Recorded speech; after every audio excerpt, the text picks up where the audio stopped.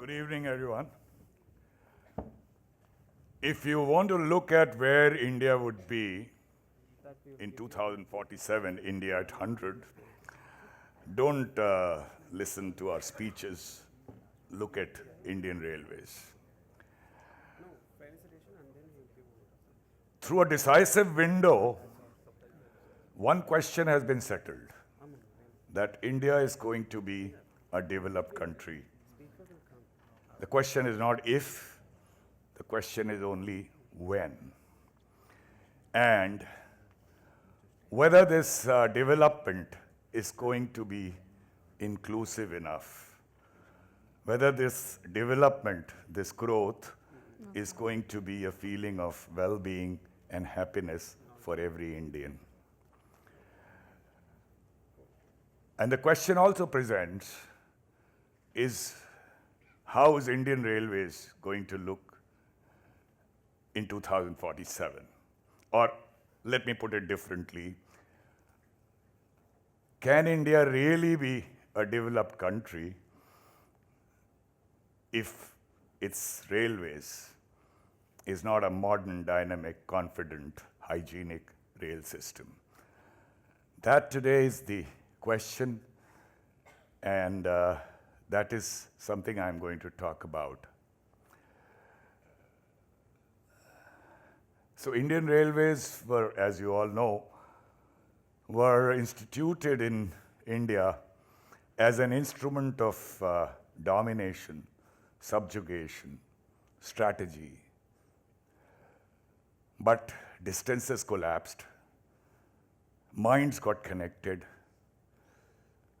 people were awakened, and Gandhiji used it beautifully. The Indian Railways was used not only to carry people, but also the idea of freedom.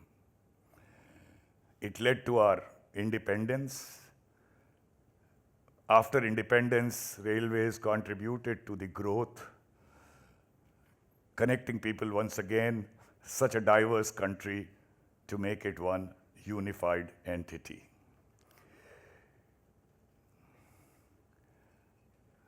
Railways have a lot of romance, a lot of legacy, a lot of history. I'm sure all of you remember that fight for that window seat as the marvel, the magic of Indian Railways passed you by. Desolate here, crowded there. Indolence, sloth, hard work, grind, celebration, joy, mourning, pathos, so much so that the distance, the destination did not matter, the journey mattered. But as Shakespeare has said, what's past is prologue. Maybe it's a good prologue, but is the future chapter good enough? Is it relevant today? The answer is very, very emphatic, for the simple reason that railways as such is 7 to 10 times cleaner than road and air.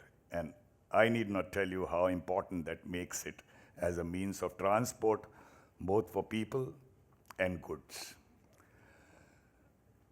It has this responsibility, therefore, to act as a springboard for green quantum growth of our country.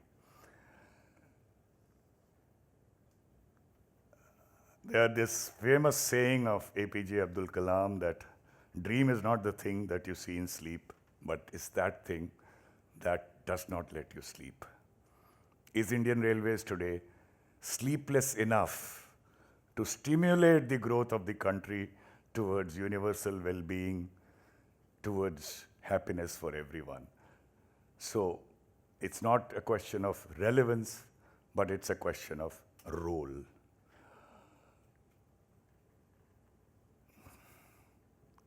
I talked of dreams, so let me begin with close to your place, Integral Coach Factory, Chennai. A set of people there had a dream. They had angst. And it was very simple. Why is that, in spite of decades after independence, the trains of Indian Railways look more of the same? Why can such a large network with such a large group of engineers not design and turn out an aesthetically superior, technologically advanced, modern, speedier train? I'll go briefly into how that happened, but when it happened like what you see in the screen. The Vande Bharat Express turned out in October of 2018 from Integral Coach Factory, Chennai, became a national symbol. As you can see here, it's been used as an icon in advertisements, in films, in music, in everyday life. That is not something that the team had ever hoped. We still wonder as to why that happened. Perhaps because for the first time, every Indian, traveler, non-traveler alike, looked at the train as something that the Indians had built for themselves. If I can call it something like a Maruti moment for trains. The Prime Minister has given unprecedented respect to the train. There are nearly 160 services, about 100 rakes, and he's there to launch each and every one of them, even today, either remotely or in person. And he says that the train represents the aspirational and resurgent India. That said,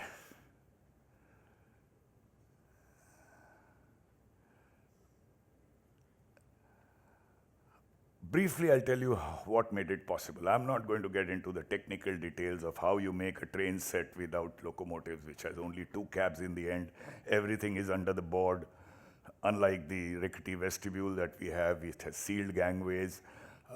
There's no power car, like the noisy power car in Shatabdi or Rajdhani. It's all again under the board.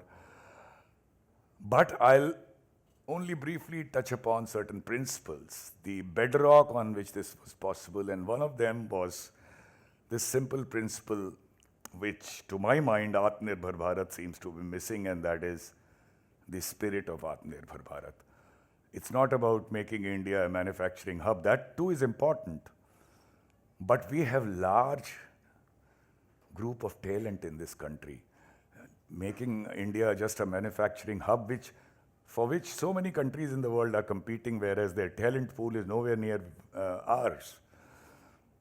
And that is, to bridge the gap, because we are stuck between being mindlessly global and hopelessly local. The truth is somewhere being near local, not hopelessly local, but with hopefully pragmatically local.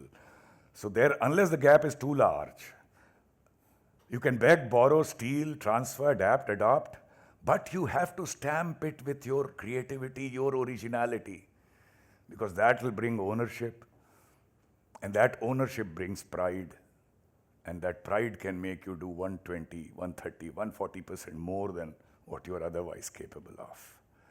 That was one of the, so we absolutely decided there will be no transfer of technology. Good or bad, it's going to be our baby.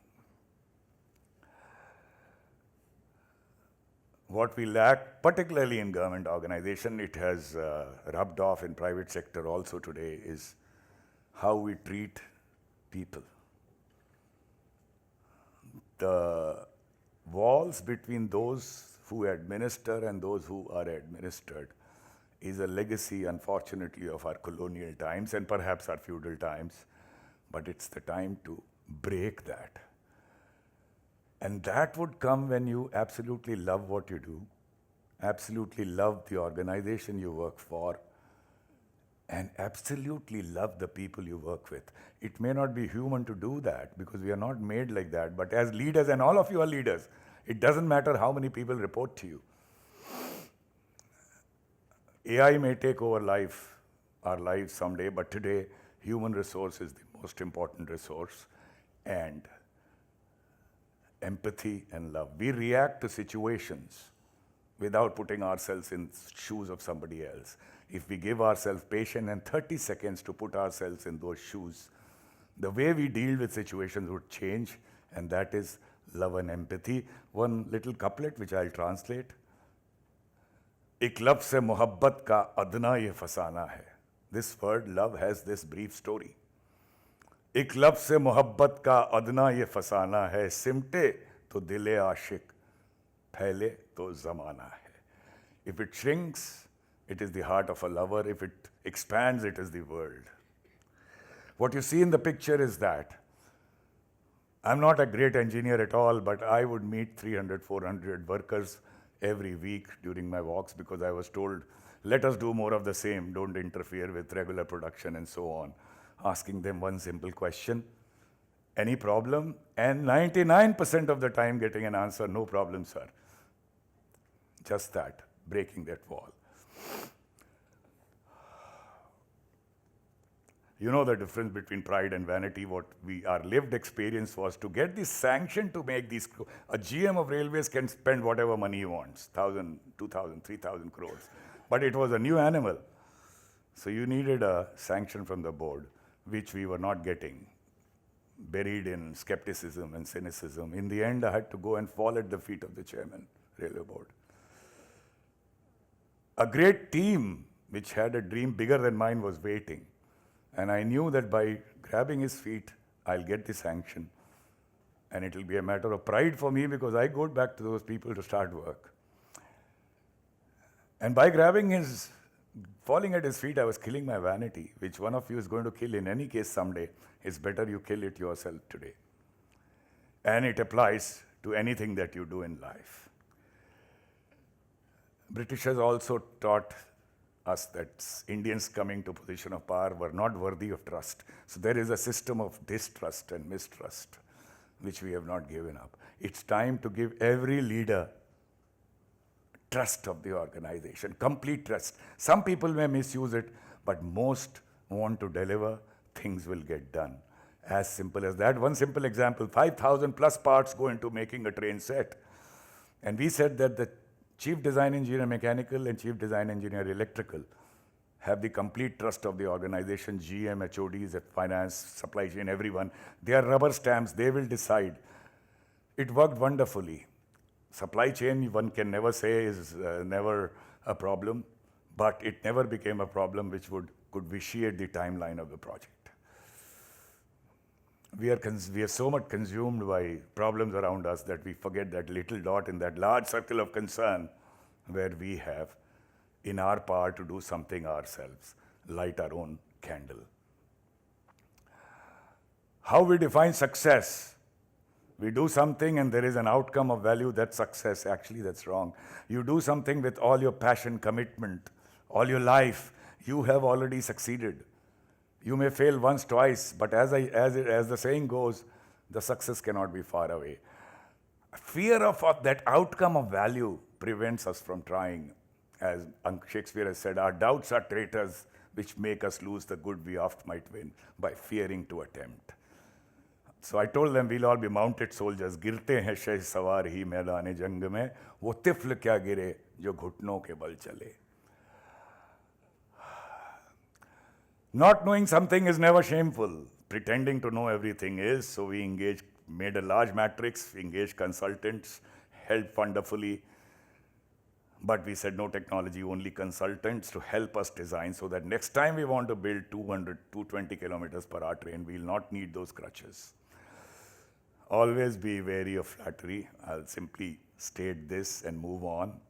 And one last thing, power of women is not lip service. It has to be real. 15 to 18% employees were women in ICF. We sacked some people for sexual harassment. No inquiry, we just sacked them because we didn't want the victim to relive that horror. That encouraged them. They were segregated, not segregation, it was empowerment. What I leave with you is these 29 Chennai women, aged 23 to 57, manufacturing a railway coach through heavy fitting, welding, and lifting entirely on their own. And last is, of course, teamwork. We held all our meetings in this heat and humidity right where the train was being built, not in air-conditioned rooms. And strong reasons, as my uncle Shakespeare has said, always make strong reason. So today, this is the map of Vande Bharat. It's almost like map of India, but a new angst, a new dream has come. Is that enough? What we have started believing in, that action is eloquence or eloquence is action.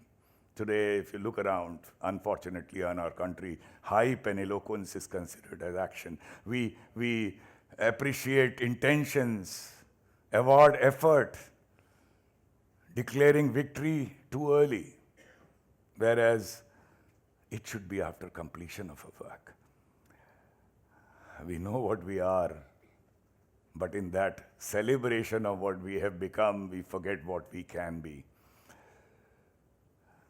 A country would become mediocre if it celebrates mediocrity. It's upon us to recognize something as mediocre, fine, but also at the same time, as we said, what we may be, and try to go there. Why I say this? Briefly, we have accidents, safety has improved, but a lot of money has gone to it. A lot of money is being spent on railways, tracks, LHP coaches, which don't collapse, people don't get killed. Level crossings are gone, so accidents had to come down, which is good. But in today's world, use of AI can take you towards zero accident regime. That's not being done. You've heard of Kavach. Fanfare for 5-6 years, hardly any coverage today. It's a modern signaling system. I consider a development greater than Vande Bharat because the radio, RFID, and GPS incorporation in this is not something which has been done in the world, but it is lost once again in hype. High-speed corridors, our high speed is in making for 13, 14 years, whereas I should not quote that example. There is a country, which builds as much we are trying to build in 15 years in 1 year. Passenger corridors, all in announcement. It's all there. You see, you hear something this year and next year it's changed and it's something else. A simple thing like a sleeper version of Vande Bharat, which engineers amongst you would understand, was only 20% more work.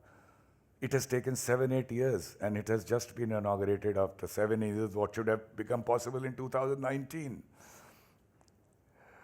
Then how do common people travel in this country? Are we doing anything about it? Or will it vanish on its own, or will the common people vanish on their own? Can India be a developed country even if 50% of these people hanging from trains are removed? No. No good saying they don't pay anything, so they must travel like this. We have to look at solutions now. There's not time enough to go into that, but it's possible provided you have the intent to solve such problems. We talk of airport-like stations. A station is not an airport. In airport, you have to wait 1.5 hours in the beginning and another 45 minutes to collect luggage. In a station, you should be there 3 minutes before the train comes. Board the train, get down and get out. That's what stations should look like, not making edifices like we are doing. It has to be like in Germany, I was there. Stations are not built like, except the ancient ones, the old ones, not ancient, I mean the historical ones. They have to be built like functionally efficient entities where people don't have to ask the porters which train is coming on which platform. Go simply and ride a train. Also a question of dignity. These are the scenes. These are things where I tried to do something during my tenure. I'll not get into that, but a porter carrying 3 tier of luggage on his head with 2 bags on his side with his neck bending and people bargaining with him. Everyone has a trolley there. Somebody with large luggage only uses the kind of unwieldy trolleys that move on platforms. It has improved, but even now you'll find the kind of unhygienic conditions in which our cleaning staff work. It's not only a question of modernity, it's a question of dignity to everyone. I'll close by saying, so what next, apart from these things for railways in the field of technology? So you've heard of maglev, hyperloop, hydrogen trains, and you would have heard a lot of hype about it. All right, we want to do it. My question is simple. Today we have the financial muscle, unlike what we had 20 years back. Simple student level projects are not going to take us there. You have to engage somebody in the world. You have the muscle. Sit down with them, design, choose one. We have always, like Vande Bharat was nothing. It was not world class. It was near world class. It was just a copy what's been going around in the world, except that we did ourselves. It's time that we try to lead in some area. Choose one and go after it so that we emerge as a leader in 5 to 6 years, a leader in the world. That will be true Atmanirbhar Bharat with a global footprint. सितारों से आगे जहां और भी हैं, अभी इश्क के इम्तिहान और भी हैं. If for you, if I was Shakespeare, I would say what we have won is but the prologue. The greater trial still waits beyond the stars. Thank you very much.